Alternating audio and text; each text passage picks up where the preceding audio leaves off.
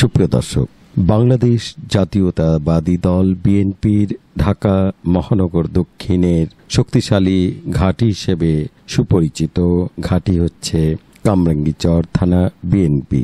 জনপ্রিয় এই বিশাল থানার নবগঠিত বিএনপির সংগ্রামী আহ্বায়ক, কামরাঙ্গীরচর থানা বিএনপির সাবেক সাধারণ সম্পাদক, ঢাকা মহানগর দক্ষিণের সাবেক সহ সাধারণ সম্পাদক এবং ঢাকা মহানগর দক্ষিণ যুব দলের সাবেক সহসভাপতি এবং কামরাঙ্গীরচর থানা যুবদল ঢাকা মহানগর দক্ষিণের প্রতিষ্ঠাতা সভাপতি, কামরাঙ্গীরচর থানার নবগঠিত কমিটির আহ্বায়ক মোহাম্মদ নাঈম এবং যুগ্ম আহ্বায়কদের সম্মানার্থে অনুষ্ঠিত হয় একটি জাঁকজমকপূর্ণ গণ সম্বর্ধনা অনুষ্ঠান। এই সম্বর্ধনা অনুষ্ঠানের আয়োজন করে কামরাঙ্গীরচর থানার 57 নং ওয়ার্ডের আচারওয়ালা ঘাট, পাকাপুল, আহসানবাগ, ওসমানঘাট বিএনপি ইউনিট। অনুষ্ঠান শুরু হওয়ার আগে থেকেই বিভিন্ন ইউনিটের নেতাকর্মীরা স্লোগানে মুখরিত করে যোগদান করেন আজকের এই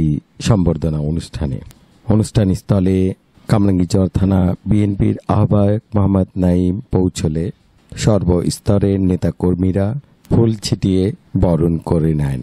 এরপর মুক্ত আকাশে পায়রা উড়িয়ে অনুষ্ঠানের শুভ উদ্বোধন ঘোষণা করেন। কামরাঙ্গীরচরের জনপ্রিয় কমিউনিটি সেন্টার বিলকিস কমিউনিটি সেন্টারের রাস্তার দুপাশে নেতাকর্মীরা নাঈম ভাইয়ের আগমন শুভেচ্ছা স্বাগতম জানিয়ে স্লোগান দিতে থাকেন।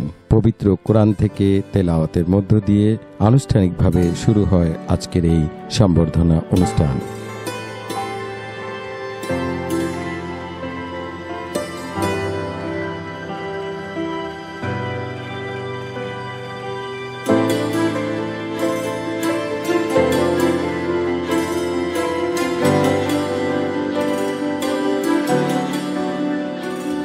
অনুষ্ঠানে বিশেষত্ব ছিল বিএনপি ঢাকা মহানগর দক্ষিণের অন্তর্গত কামরাঙ্গীরচরের বিভিন্ন ওয়ার্ডের যে সকল নেতৃবৃন্দ দুনিয়া থেকে চিরবিদায় নিয়েছেন, সেই সকল নেতা কর্মীদের সম্মানার্থে মরণোত্তর সম্মাননা প্রদান করা হয়। সম্মাননা প্রদান করেন আজকের অনুষ্ঠানের প্রধান অতিথি কামরাঙ্গীরচর থানা বিএনপির আহ্বায়ক মোহাম্মদ নাঈম। অনুষ্ঠানে স্বতঃস্ফূর্তভাবে বিভিন্ন ইউনিটের নেতা কর্মীরা অংশগ্রহণ করেন এবং আজকের এই অনুষ্ঠানটি অত্যন্ত জাঁকজমকপূর্ণভাবে সম্পূর্ণ হয়।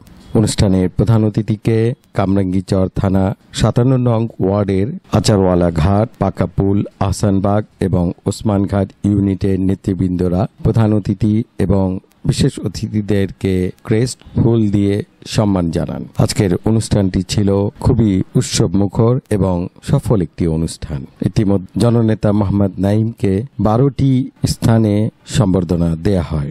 আজকে ছিল 13তম সম্বর্ধনা অনুষ্ঠান স্থল। পুরো অনুষ্ঠানটি এক পর্যায়ে মহা সমাবেশে রূপ ধারণ করে। আজকের অনুষ্ঠানে যুগ্ম আহ্বায়ক সহ স্থানীয় বিএনপির সাবেক এবং বর্তমান কমিটির নেতৃবৃন্দরা সংক্ষিপ্ত বক্তব্য রাখেন।